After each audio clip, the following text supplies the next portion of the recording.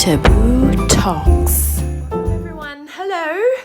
Welcome to Taboo Talks. It's Friday, episode 11.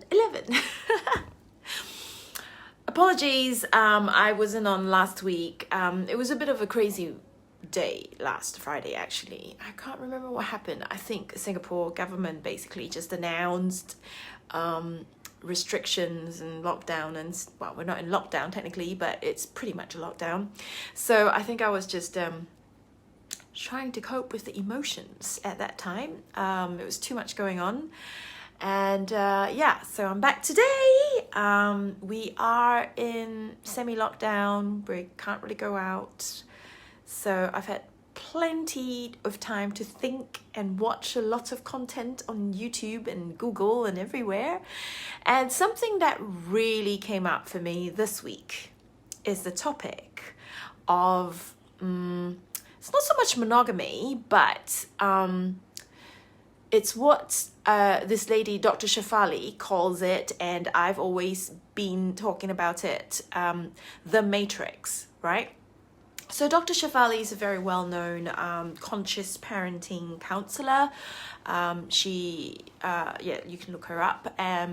She talks a lot about conscious parenting and how we have been conditioned into living our current life according to, a lot of society standards. And a lot of this were all sort of embedded during our childhood when our parents will tell us what is good and what is bad. For example, so she gives the example of anything that is long-lasting and conflict, doesn't have problems, doesn't give you problems in the meantime, is good. So anything that lasts long is good quality.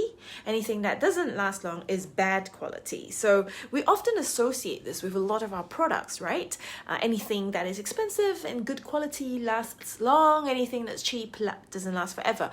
And I think, and her point is that we subconsciously apply this to our daily lives as well, as including the topic of marriage. Marriage that lasts long is a good marriage. Any marriage that doesn't last very long is not good, and we're not good, and we're bad people. And if we're in a long-lasting marriage, we're good people. And I thought that was really interesting how we have been conditioned to think like that, when in many conversations I've had with many friends, this argument has come up where, one starts to question, well, who defines what's good or bad? For me, I try to now refrain from living life in terms of good or bad, black or white. It's a lot about what works for you and what doesn't for you and your partner, obviously. And what works for one particular marriage may not work for another. And what society says may work for you may not work for you either. So this brings me to the topic of monogamy. Monogamy is like the highest, the standard that we are supposed to hold ourselves to when it comes to marriage and relationship. And that's what it actually means. To be in a marriage means you must be monogamous and true to one another and no straying outside of your marriage. That's what society deems as good. But how many of you know of people who don't actually live that? Really. I know of quite a few. I'm not going to name names, of course.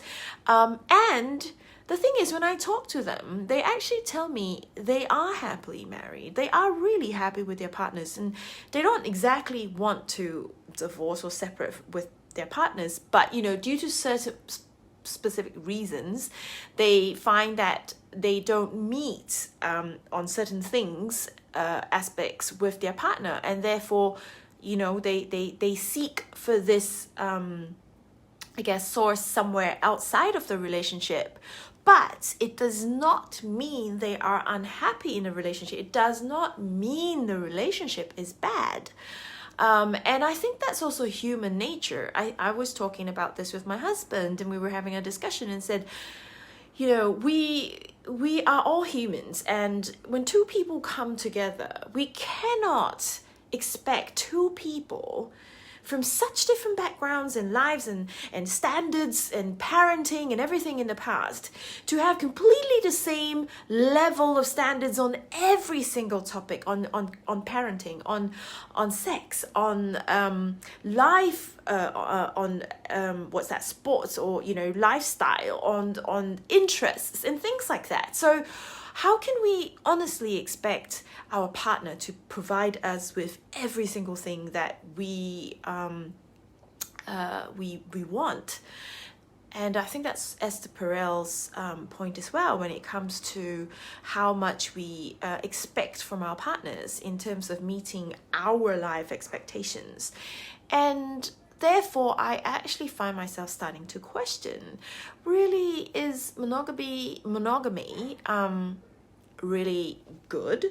And is anything outside of monogamy bad? I don't know. I don't know anymore. I used to know, and I still think that cheating on your partner is definitely bad, not being honest. But at the same time, what if you could talk to your partner about it?